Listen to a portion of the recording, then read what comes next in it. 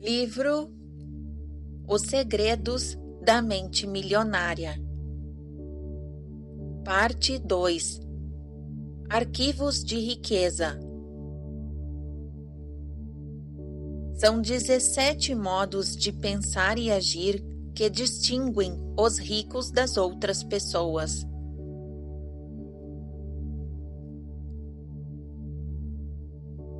Na parte número 1, abordei o processo de manifestação.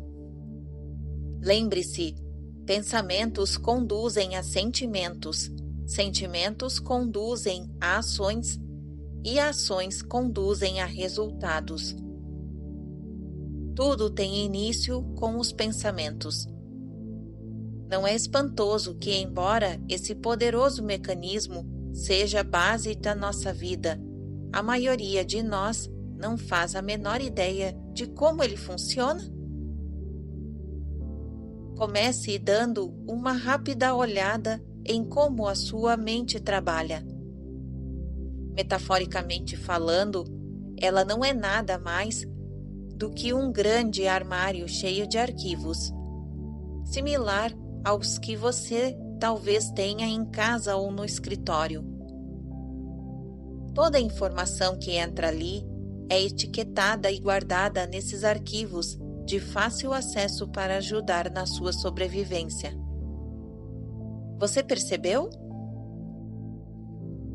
Eu não disse prosperidade, eu disse sobrevivência. Em cada situação, você recorre a esses arquivos mentais para determinar a sua reação. Digamos, por exemplo, que se trate de uma oportunidade financeira. Você vai automaticamente até os arquivos que têm a etiqueta dinheiro e, com base neles, decide o que fazer. Os seus únicos pensamentos possíveis a respeito desse assunto são aqueles armazenados nessas pastas, ou seja, elas contêm tudo o que está guardado em sua mente sob essa categoria. As suas decisões se fundamentam naquilo que lhes parece lógico, sensato e apropriado naquele momento. Então, você faz o que acredita ser uma escolha certa. O problema, no entanto, é que a escolha certa não pode ser uma escolha bem-sucedida. Na verdade, aquilo que faz total sentido para você pode produzir péssimos resultados. Digamos que a minha mulher está no shopping center e vê uma bolsa verde em promoção com 25% de desconto. Ela se dirige imediatamente aos arquivos de sua mente com a pergunta: devo comprar esta bolsa? Numa fração de segundos, eles lhe dão a resposta: você anda procurando bolsa verde para combinar o sapato que comprou a semana passada. Além disso, esta tem o tamanho ideal. Compre-a. Ela se encaminha para o lado do balcão, sentindo-se emocionada. Afinal, vai comprar a linda bolsa. E também orgulhosa, pois está adquirindo com 25% de desconto. Na mente da minha mulher, essa compra faz todo total sentido. Ela quer a bolsa, acredita que precisa dela e ainda por cima que aquele é um grande negócio. No entanto, em nenhum momento a sua mente encontrou o seguinte pensamento: é verdade, esta bolsa é muito linda e caramba, é uma verdadeira pechincha. Mas neste momento estou com um débito imenso no cartão de crédito. É melhor eu me segurar. A minha mulher não se deparou com essa informação porque esse dado não está em nenhum arquivo dentro da sua cabeça. A pasta, quando você estiver devendo, evite comprar, nunca foi armazenada na sua mente, Portanto, esta opção simplesmente não existe. Percebeu?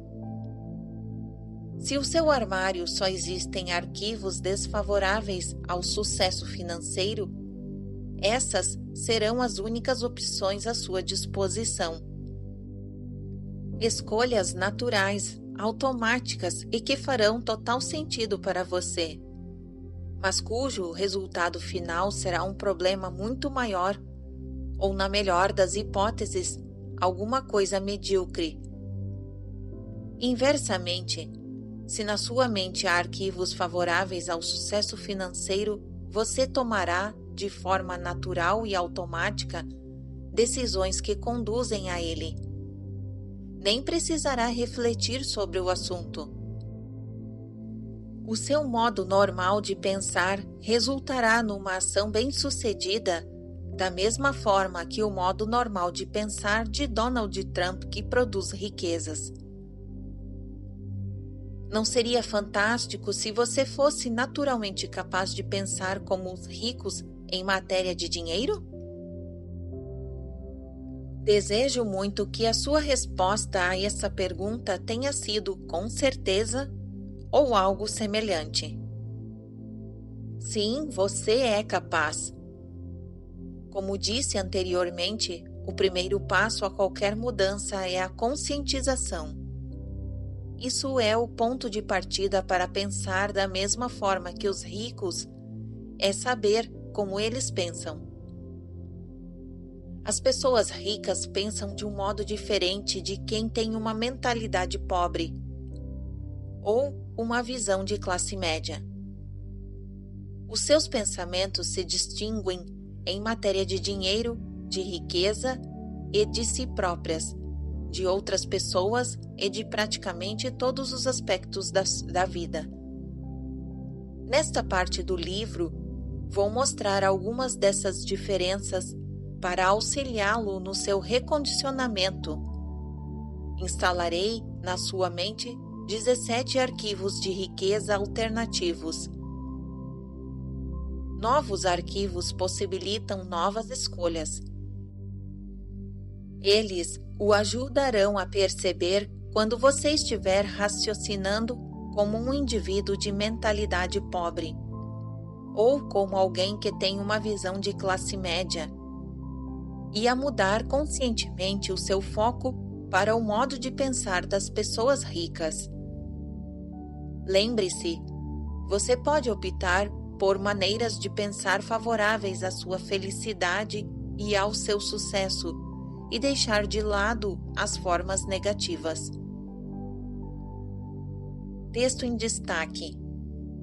Princípio de riqueza.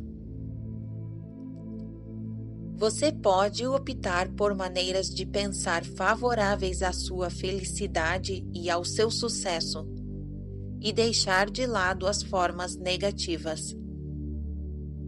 Continuação da narrativa. Antes de começar, quero fazer alguns esclarecimentos.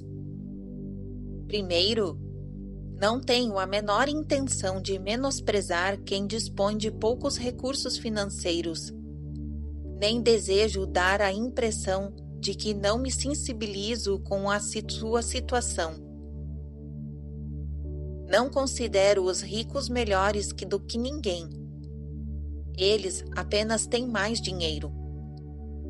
Por outro lado, em alguns casos, para me assegurar de que você captará a mensagem, utilizo exemplos mais incisivos para diferenciar o modo como as pessoas pensam.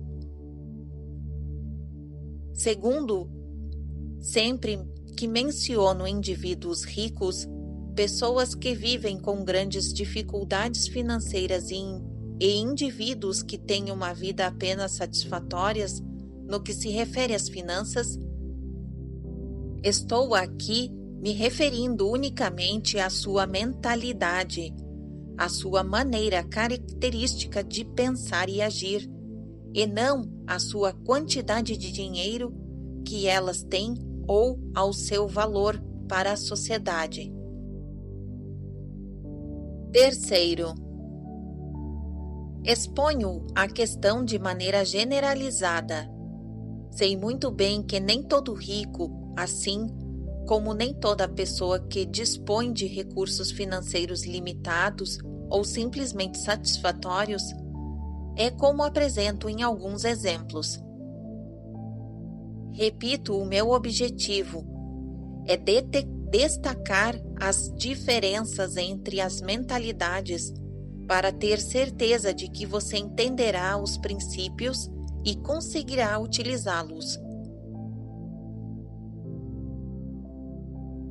Quarto, de modo geral, menciono com menos frequência a visão de classes média, porque esta costuma ser um híbrido da forma como os ricos pensam e da mentalidade pobre. O meu propósito, insisto, é que você se conscientize do lugar que ocupa na escala e raciocine como os ricos, caso queira ser um deles. Quinto, você pode ter a impressão de que muitos princípios desta seção do livro têm mais a ver com hábitos e ações do que com formas de pensar. Lembre-se, as suas ações provêm dos seus sentimentos, que provêm dos seus pensamentos. Consequentemente, toda ação que produza riqueza é percebida de um modo de pensar que segue essa mesma direção. E, finalmente, quero que se disponha a abrir mão da ideia de que está certo, ou seja, que aceite deixar de fazer as coisas do seu modo. Por quê? Porque a sua forma de agir fez com que você chegasse exatamente à situação que está agora.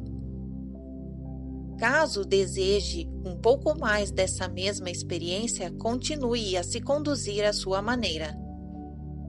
Mas, se ainda não enriqueceu, talvez seja a hora de considerar uma alternativa indicada por alguém que tem muito dinheiro e já colocou milhares de pessoas na estrada da fortuna. Então a decisão é sua. Os conceitos que ensino são simples, porém muito profundos.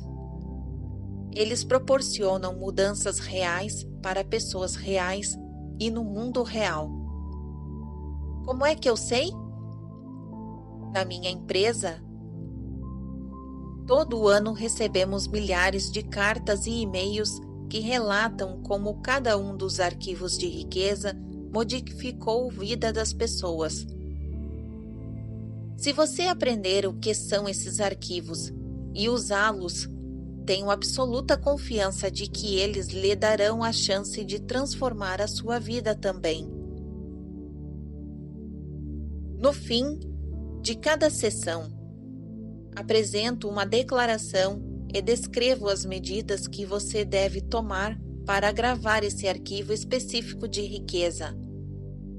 É essencial que cada um dos arquivos seja colocado em prática o mais rápido possível na sua vida, para que o conhecimento passe a um nível físico, celular, criando uma mudança permanente e duradoura.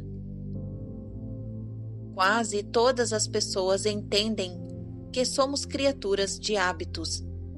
O que elas não sabem é que existem dois tipos de hábitos: os de fazer e os de não fazer. Tudo o que você não está fazendo neste momento, você tem o hábito de não fazer.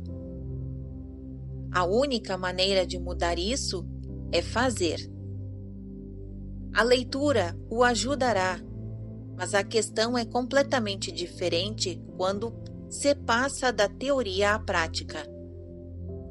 Caso esteja de fato comprometido com o sucesso, prove isso executando as ações sugeridas.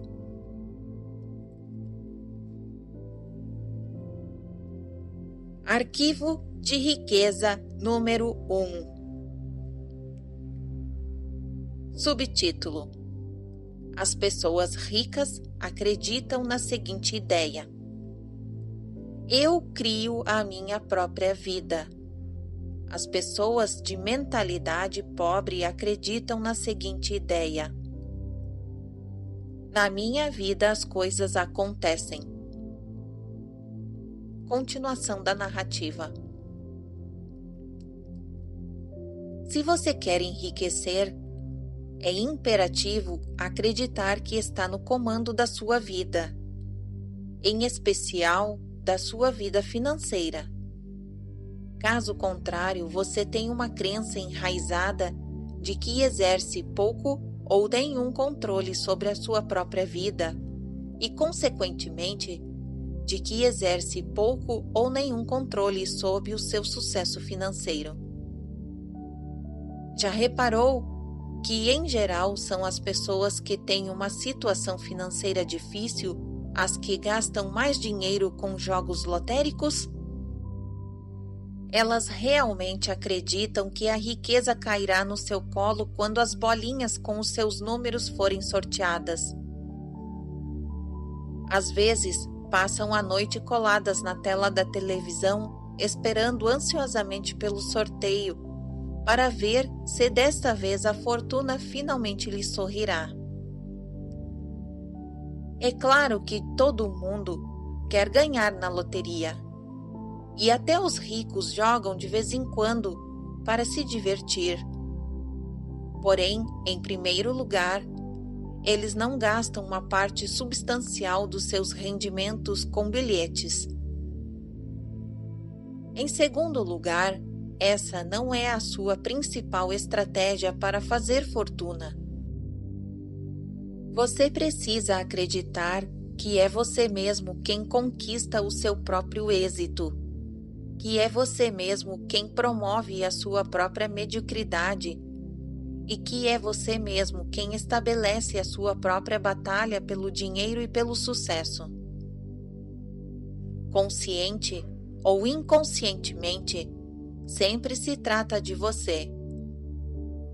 Em vez de assumirem a responsabilidade pelo que acontece na sua própria vida, as pessoas de mentalidade pobre preferem se colocar no papel de vítimas. Um pensamento típico de quem apresenta esse padrão é: pobre de mim. Assim, por força da lei da intenção, é literalmente isso que as pessoas vítimas conseguem ser: pobres. Repare que eu disse que elas se colocam no papel de vítima. Não afirmei que são vítimas. Na minha opinião, ninguém é vítima. Creio que as pessoas adotam essa imagem por acreditarem que desse modo conseguem alguma coisa. Mais adiante, examinarei essa questão com mais detalhes. Sendo assim, como é que você sabe quando alguém está se fazendo de vítima? A resposta é: uma vítima deixa 3 pistas óbvias. Pista número 1 da vítima: a culpa é dos outros. Quando o assunto é o motivo de não serem ricas, as vítimas, na sua maioria, são especialistas no jogo da culpa. O objeto desse jogo é ver para quantas pessoas e circunstâncias uma vítima consegue apontar o dedo sem jamais olhar para si mesma. É algo divertido, pelo menos para ela. Infelizmente, não é assim tão legal para qualquer um que tenha a má sorte de estar do seu lado. A razão é simples. Quem está muito próximo a ela se torna um alvo fácil. A vítima põe a culpa na economia, no governo, na bolsa de valores, nos corretores, no ramo de negócios em que atua, no patrão, nos empregados, no gerente, nos diretores de empresas, nos serviços de atendimento ao cliente, nos departamentos de entregas, no marido ou na sua mulher, no sócio, em Deus e, é claro, nos pais. A culpa é sempre de outra pessoa ou de outra coisa. O problema é invariavelmente alguém ou alguma coisa, nunca ela própria. Pista número 2, da vítima. Sempre há uma justificativa. Quando não está culpando alguém, a vítima trata de racionalizar ou justificar a sua situação dizendo algo do gênero: o dinheiro não é assim tão importante.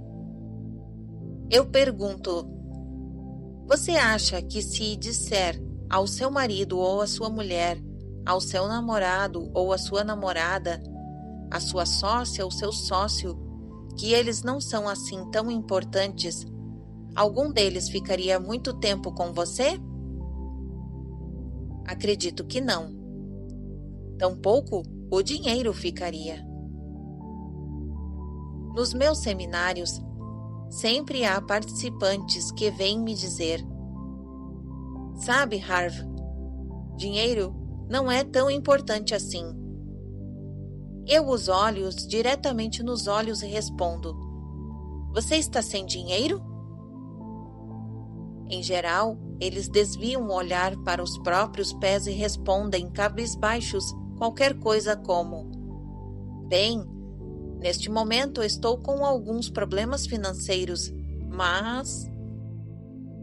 Eu digo então: o problema então não é só agora nesse momento. Você sempre esteve na pindaíba ou muito perto disso, não é mesmo? A essa altura, eles geralmente balançam a cabeça concordando e retornam pesorosamente aos seus lugares dispostos a escutar e aprender, percebendo por fim o resultado desastroso que esse pensamento teve sobre sua vida. É evidente que essas pessoas estão enfrentando grandes dificuldades financeiras. Você possuiria uma motocicleta se ela não fosse importante para você? É claro que não. Você teria um papagaio de estimação se ele não fosse importante para você? Obviamente não. Da mesma forma, se na sua opinião o dinheiro não é tão importante assim, você simplesmente não terá nenhum. Vou explicar algo sem meias palavras. Toda pessoa que diz que dinheiro não é importante, não tem dinheiro nenhum.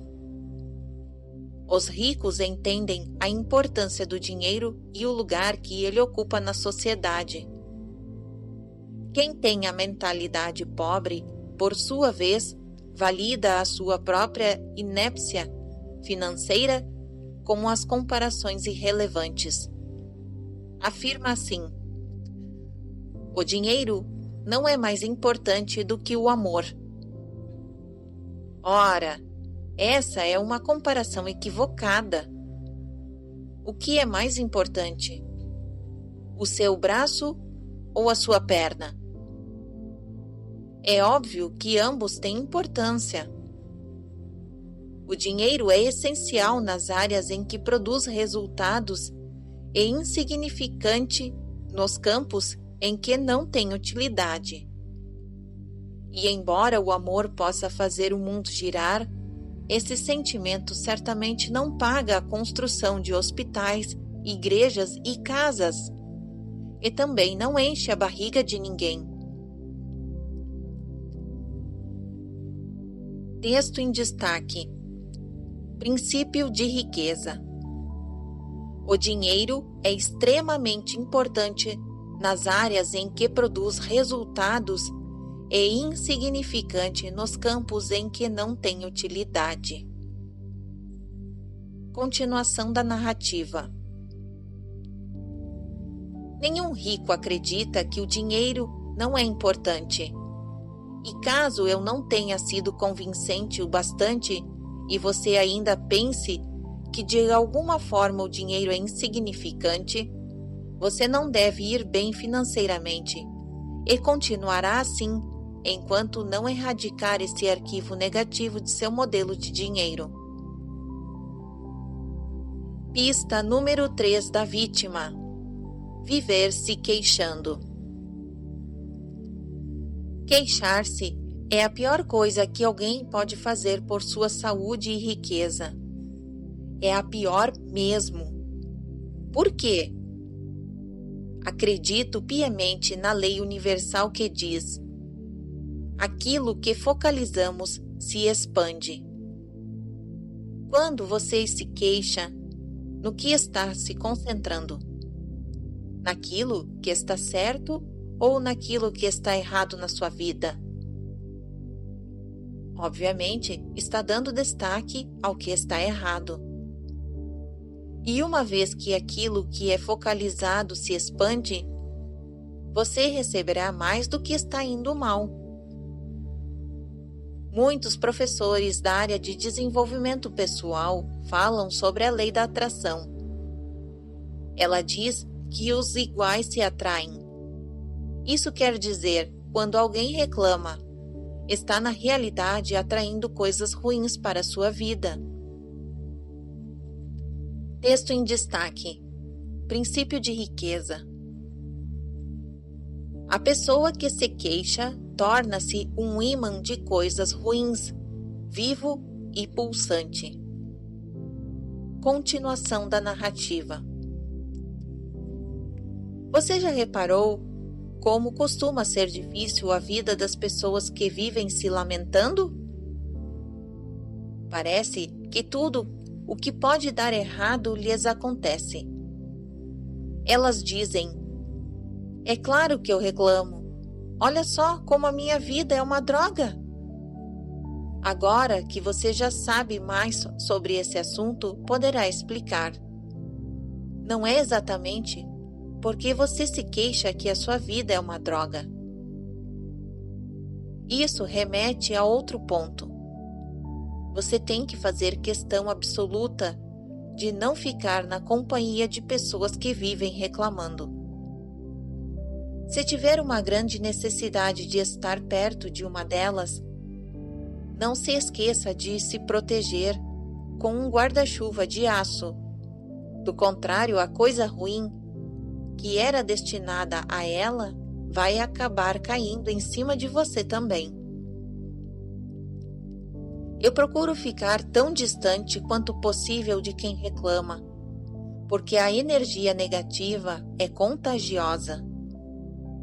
Muitas pessoas, porém, adoram se aproximar dos resmungões e ouvi-los.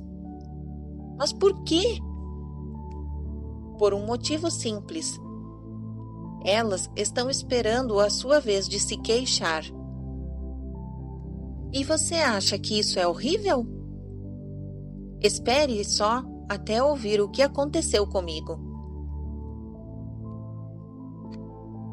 Vou lhe passar um dever de casa e prometo que lhe dará uma grande oportunidade de mudar a sua vida. Eu o desafio a não reclamar de nada durante os próximos 7 dias. E não apenas em voz alta, na sua cabeça também. Porém, você terá de fazer isso nos próximos 7 dias inteirinhos. Por quê? Porque durante os primeiros dias, talvez você ainda receba alguma coisa ruim, residual do passado. Por isso, pode demorar um pouco para ela se dissipar. Desafiei milhares de pessoas a fazer esse pequeno exercício e fiquei admirado com a quantidade de gente que me disse, depois, que ele transformou as suas vidas. Garanto que a sua vida também se tornará surpreendente quando você parar de se concentrar nas coisas negativas e de atraí-las.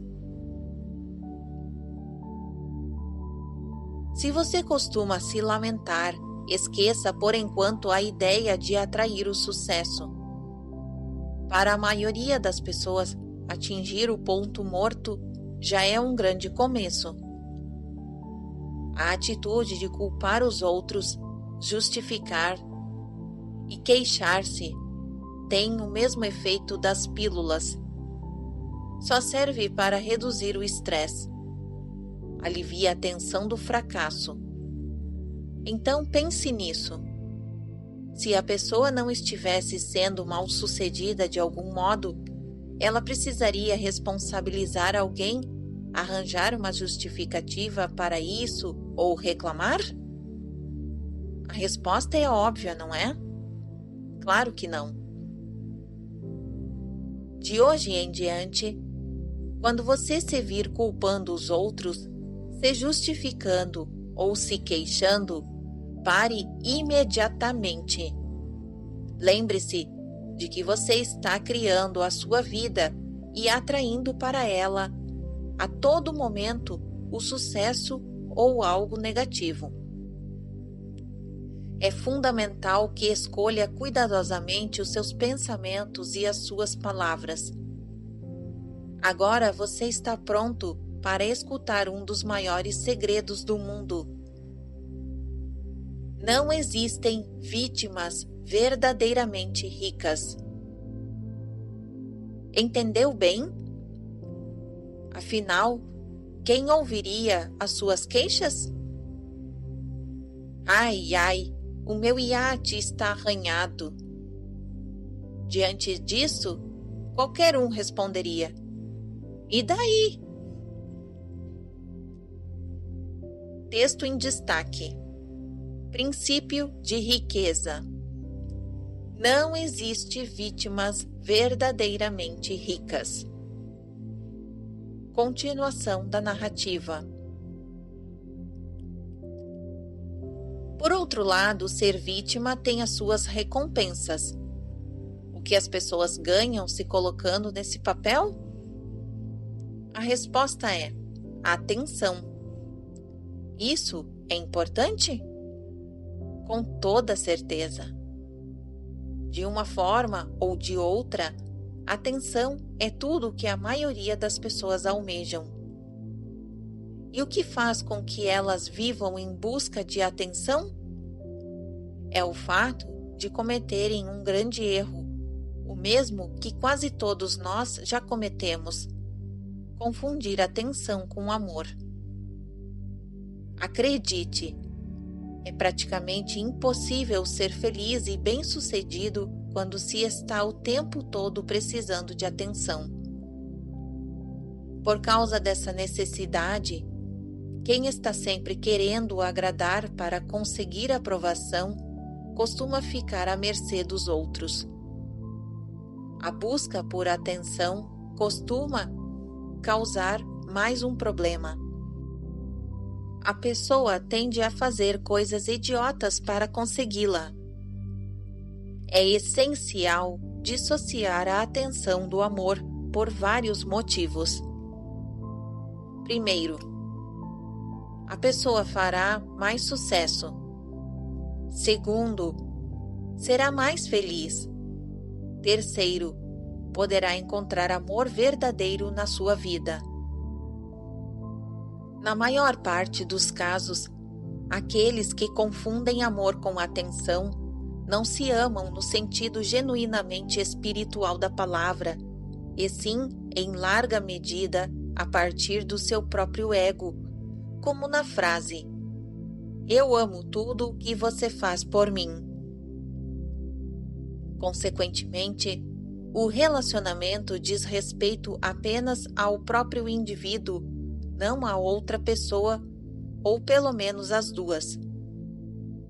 Dissociando a atenção do amor, a pessoa se liberta para amar o outro pelo que ele é, e não pelo que ele faz para ela. Como já disse, uma vítima verdadeiramente rica não existe. Assim, para poder continuar nesse papel, quem está em busca de atenção faz questão absoluta de nunca enriquecer de verdade. É hora de decidir. Você pode ser uma vítima ou alguém rico, jamais as duas coisas ao mesmo tempo. Preste atenção. Toda vez que você culpar alguém, se justificar ou se queixar, estará se degolando em termos financeiros. É hora de resgatar o seu poder e reconhecer que você cria tudo o que existe e o que não existe na sua vida. Observe que você produz a sua riqueza, a sua falta de riqueza e todas as possibilidades que estão no meio do caminho. Declaração: eu mesmo crio o meu próprio grau de sucesso financeiro. Eu tenho uma mente milionária. Subtítulo em destaque: Ações da mente milionária. Número 1. Toda vez que você se vir culpando alguém, se justificando ou se queixando, passe o dedo indicador na frente da sua garganta no sentido horizontal para se lembrar de que esse comportamento pode vir a causar a sua degola financeira. Embora esse gesto pareça rude, ele não é pior do que o mal que você fará a si próprio ao responsabilizar as pessoas, se justificar e reclamar, e o ajudará a se livrar desses hábitos destrutivos. Número 2. Faça um controle. Ao final de cada dia, liste por escrito um fato que tenha sido positivo e outro que tenha sido negativo. Depois escreva a resposta para a seguinte pergunta: como eu criei cada uma dessas situações?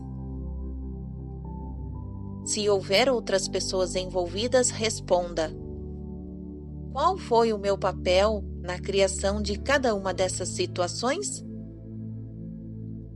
Esse exercício o manterá responsável por sua vida e consciente das estratégias que estão funcionando a seu favor e das que estão contra você.